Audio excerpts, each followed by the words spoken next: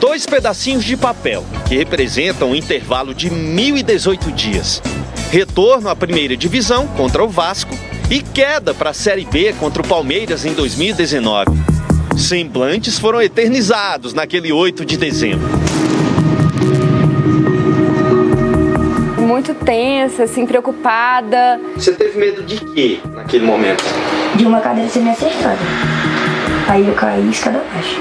Cara, o melhor remédio é o tempo. Tchau, Série B. Olá, Série A. Bora, Cruzeiro!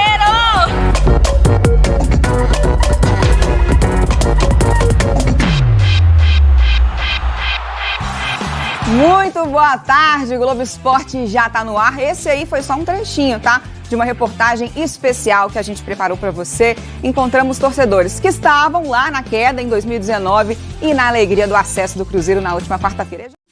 E ó, a CBF divulgou o calendário do futebol brasileiro para o ano que vem. Vamos dar uma olhada aqui, ó. O Mineiro, assim como os outros estaduais, de 15 de janeiro até 9 de abril. Copa do Brasil, 22 de fevereiro até 24 de setembro. Brasileirão, 15 de abril até o dia 3 de dezembro. E agora sim, com a reportagem que eu prometi para vocês. Rostos que ficaram marcados no rebaixamento do Cruzeiro e que agora são só alegria. Dois pedacinhos de papel, que representam um intervalo de 1.018 dias. Retorno à primeira divisão contra o Vasco e queda para a Série B contra o Palmeiras em 2019. Semblantes foram eternizados naquele 8 de dezembro. Muito tensa, assim, preocupada. E então eu acredito que aquele momento foi uma hora que eu acho que foi o gol do Ceará. Com esse resultado, o Cruzeiro está sendo rebaixado. E aí eu vi que isso era uma notícia muito ruim, fiz uma cara muito triste. E bem na hora que a câmera apontou para ela. Aí me mandaram print, foto da tela de televisão, falando que eu tinha aparecido na TV. E assim, em questão de 20 minutos que o jogo tinha acabado, eu olhei meu celular, já tinha figurinha minha que tinha me mandado. Marina foi além da cara de tristeza. O choro dela simbolizou a dor da torcida naquele rebaixamento. Lágrimas correndo do rosto da torcedora do Cruzeiro. Quando eu cheguei em casa, eu vi que tinha explodido uma imagem e o Brasil inteiro estava vendo. Não desistiu do time, continuou frequentando jogos e foi à forra na quarta-feira.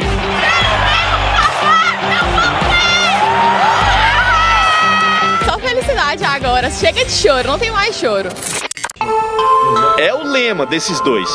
Personagens de uma imagem triste e assustadora ao fim do jogo contra o Palmeiras. Olha essa imagem, um pai carregando o filhinho no colo. Um pai protegendo o filho da violência de vândalos da própria torcida. Quem estava assistindo a transmissão pode ter pensado: você é doido levar seu filho? Por eu estar deitado com ele no colo, o pessoal pensou que ele tinha machucado, estava sofrendo alguma coisa e tal. Mas na hora que eu cheguei no gramado, os próprios segurança falou: você está sendo filmado. Nada justifica. São imagens muito tristes. Você teve medo de quê naquele momento? De uma cadeira ser me acertada. Aí eu caí escada abaixo. Eu lembro que eu chorei quando a gente entrou debaixo lá pra não ser atingida. Aí quando meu pai me pegou no colo, ele me tampou, aí eu não conseguia meio ver. Neto, que na época tinha 6 anos, passou a achar que estádio de futebol não era lugar seguro. Imagina a preocupação desse pai, imagina o trauma dessa criança. Foi muito triste. E ele ficou bastante magoado, chateado demais. E igual esse ano foi alguns jogos do Cruzeiro. Ele não quis ir comigo por falta de estar mesmo meio preso, meio triste pelas cenas que ele viu, né, no estádio lá. Bastante chocante para a família toda, né? Só agora, aos 9 anos, topou voltar ao Mineirão. E essa cara é de quem superou o trauma. É emoção, né? Antigamente, 2019 era só briga, agora é todo mundo alegria. Dos jogadores que participaram dessa campanha histórica, nenhum estava no rebaixamento. Mas em campo, tinha gente que estava no acesso e na queda. Ainda não há um balanço sobre a quantidade de pessoas feridas. E a situação, de tão incontrolável, provocou uma ordem que jamais havia sido ouvida aqui nesse estádio. Atenção, torcedores, solicitamos que ninguém vai no estádio. Agora no telão, só imagens de uma bela festa. E olha a coincidência, a equipe dessa reportagem é a mesma das duas datas. O repórter cinematográfico Fabiano Esperandil estava comigo nas duas ocasiões. Mundão dá volta, hein, Fabiano? Dá muita volta, e hoje é muito mais bonito ver o estádio em festa, assim, né? Só tristeza aquele dia, o silêncio que tomava conta do estádio, assim fica muito mais bonito. Valeu. Bonito como uma vitória por 3-0 contra um gigante, pra cicatrizar feridas emocionais. Cara, o melhor remédio é o tempo. Tempo que transforma tristeza em euforia.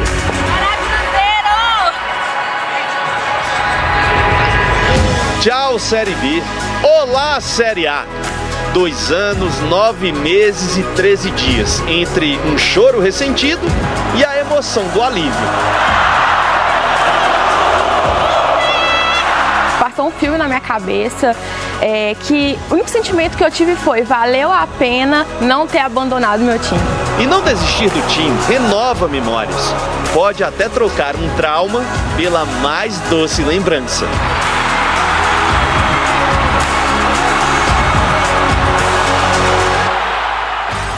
Tá aí, que legal ver a mudança no semblante, né? Principalmente do Netinho, que viveu um momento traumático e agora que ele vai em muitos outros jogos daqui pra frente, né?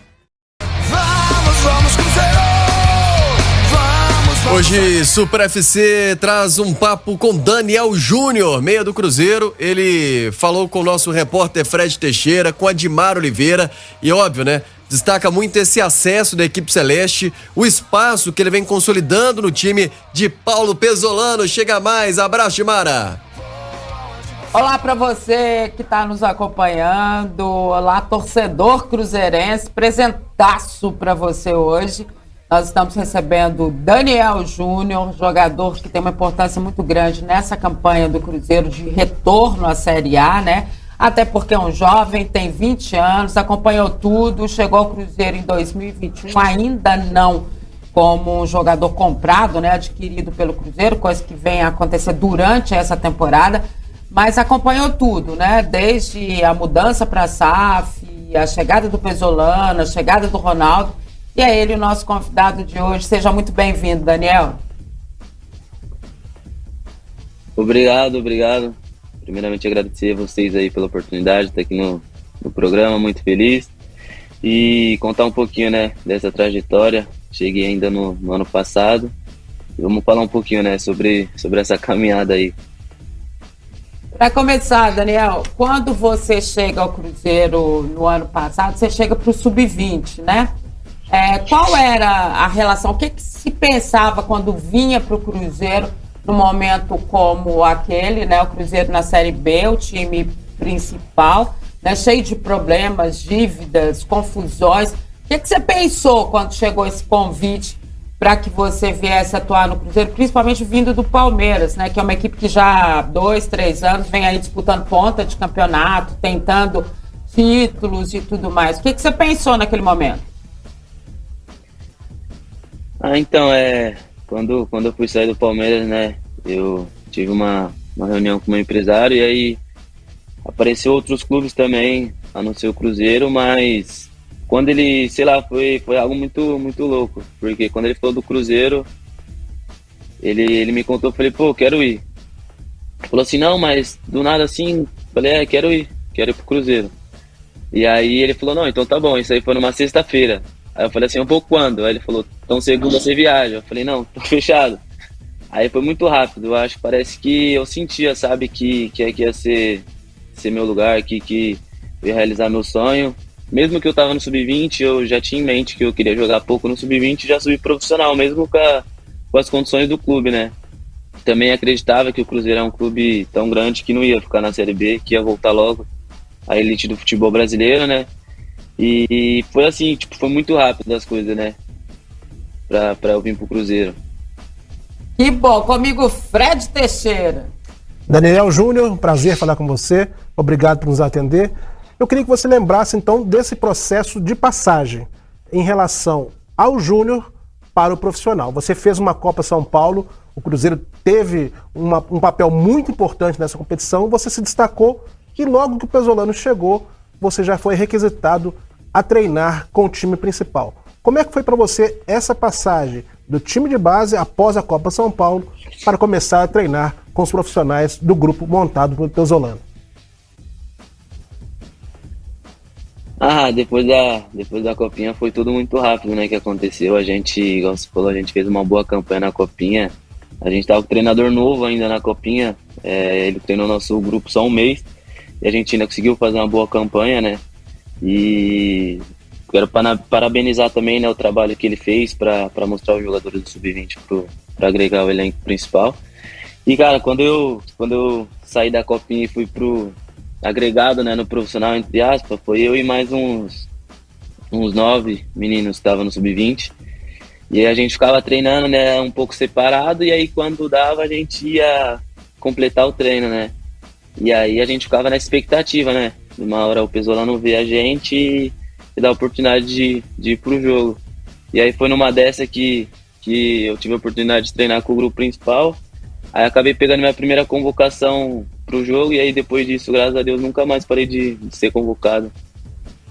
E o legal do Daniel Júnior, é bom a gente lembrar, né? Tem uma história que no paralelo tem interferência direta na questão do Daniel Júnior, que foi a saída do Vitor Roque do Cruzeiro, né? Aí parece que quando o Vitor foi negociado e saiu da forma como ele saiu para o Atlético Paranaense, o pessoal acordou em relação ao Daniel Júnior, que era também uma revelação da base, né? Inclusive começaram ali as negociações, o Daniel Júnior chegou a voltar, né, Fred, para o Sub-20 do Cruzeiro, e aí todo mundo conversou, o Daniel Júnior tinha uma multa muito baixa, porque obviamente um jogador da base, com o salário da base, a multa reflete diretamente no que o jogador recebe, né?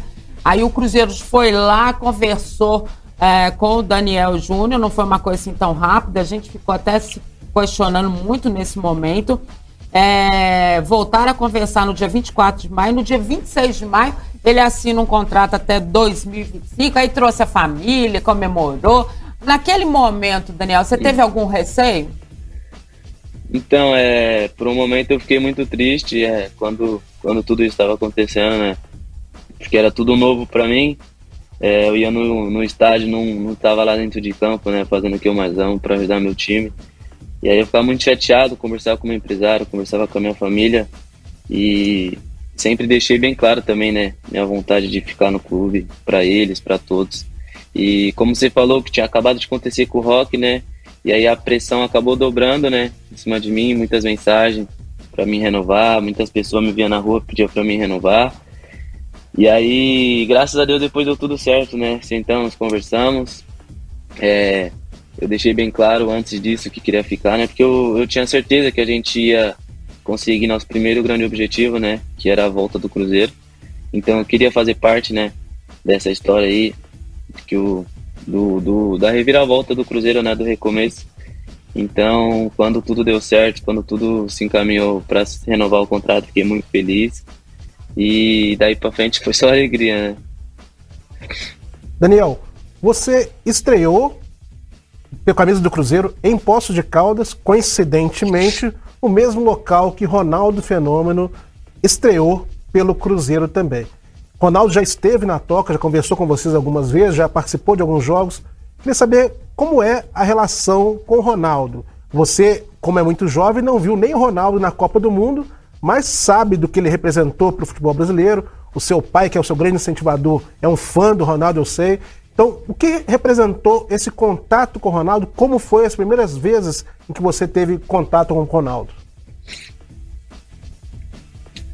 Sim, no dia, quando eu fui convocado lá para Poços de Caldas, falaram para mim que ele tinha estreado lá, se não me engano ele fez até gol na estreia. Mas a relação com o Ronaldo, assim, eu já vi ele, eu acho que umas 2, 3 vezes, e ele é um cara sensacional, assim, como pessoa, brinca, dá risada. Eu acho que ele procura deixar a gente mais tranquilo possível do lado dele, né? Mas não dá pra ficar tranquilo do lado dele, né? Ele é o Ronaldo, pô, então todo mundo, quando ele chegar perto, todo mundo fica com receio, fica meio assim. Mas, igual você falou, meu pai também é um grande fã dele, sonho do meu pai conhecer ele. Espero que em breve meu pai conheça ele, bate um papo com ele, porque meu pai sempre falou muito dele pra mim. Muito assim, na minha trajetória, desde quando eu era pequeno, ele falava, pô, O Neymar joga muito, o Neymar hoje é um craque, mas pra mim o Fenômeno foi o melhor centroavante que o Brasil já teve e tal, e aí eu sempre vi muitos vídeos dele, né?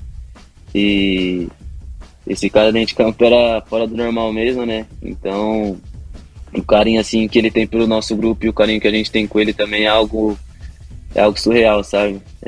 Essa conexão assim dele com a nossa equipe é muito bom. Ô Daniel Júnior, quando você tem uma SAF, como é o caso do Cruzeiro, né, a gente sabe que verdadeiramente, né, o lucro e a forma como tudo vai acontecer vem das revelações do clube. Você é uma revelação do clube, né? Como é que você lida com isso, de saber que efetivamente você está numa equipe que tem o comando do Ronaldo no que diz respeito à gestão, né? A gente sabe que tem outras pessoas que agem diretamente com vocês aí. O que você conversa com eles? Como é que você vê assim, o seu futuro, Daniel Júnior, sabendo que você está numa equipe que tem essa característica e que a qualquer momento aí vai pintar alguma coisa para você?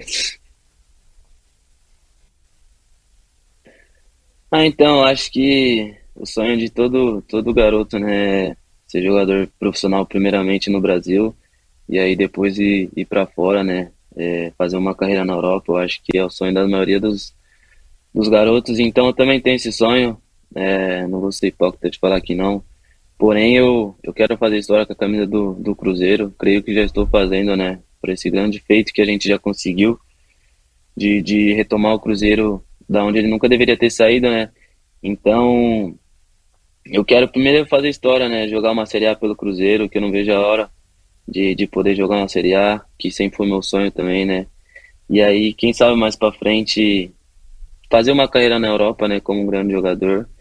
E sobre isso a gente nem conversa muito em relação lá com eles. A gente sabe que isso pode acontecer, né, a qualquer momento, porém a gente não conversa muito sobre isso, deixa isso mais de uma forma mais natural, né, caso aconteça. Daniel, você é dos garotos que subiram com o Pesolano, é o que foi mais utilizado nessa campanha do acesso. Você fez 22 partidas, marcou gols. Como tem sido esse processo de integração do Pesolano, dos jovens valores no time? Como vocês foram recebidos e como ele passou a dar mais oportunidades? Você chegou a ter uma sequência de 5 partidas como titular, então o Pesolano tem apostado em você e em outros jogadores da base. Como é o relacionamento do Pesolano com essa moçada que veio do Sub-20 do Cruzeiro? Pô, ele confia bastante, né? Quando ele põe pra jogar assim, ele não tem receio, tipo, pra jogar, ele põe mesmo, ele testa, ele vê como o jogador se sente, e quando o jogador vai bem, ele gosta, ele continua dando oportunidade, ele abraça, ele é meio que um paizão, assim, em relação a isso, né, e comigo não foi diferente. Também agradeço muito ao elenco, né, que muito treinador, o grupo gostar de você, o grupo de abraçar, você se sente mais acolhido pelo grupo, né? Então isso faz a total diferença. E, pô, muito feliz, né? Pelas oportunidades que ele me dá. Sempre quando ele me dá a oportunidade eu procuro fazer o meu melhor. E aí eu levo a confiança dele, né, em mim. E aí isso vai dando mais confiança para ele me pôr pra jogar, vai dando confiança também para vir outros meninos. E ele saber que ele pode pôr pra jogar que vai dar resultado. Então, tô muito feliz, a palavra que define é essa, em estar fazendo parte desse grande feito, né?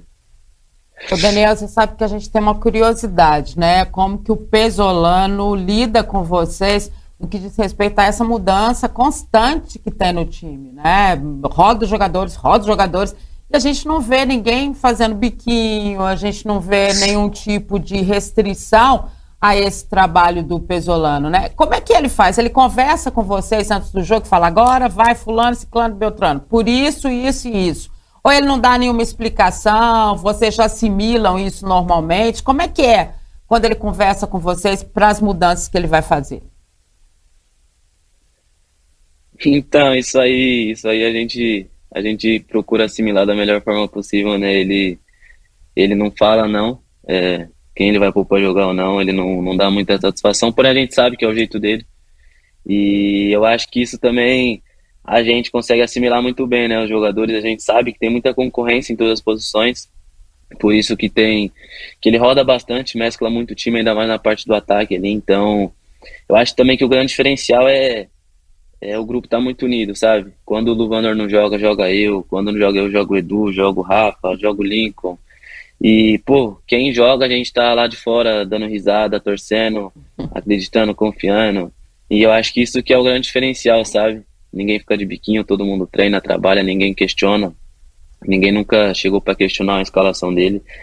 Então isso mostra, né, o valor de um grupo, e por isso que a gente alcançou nosso objetivo tão rápido.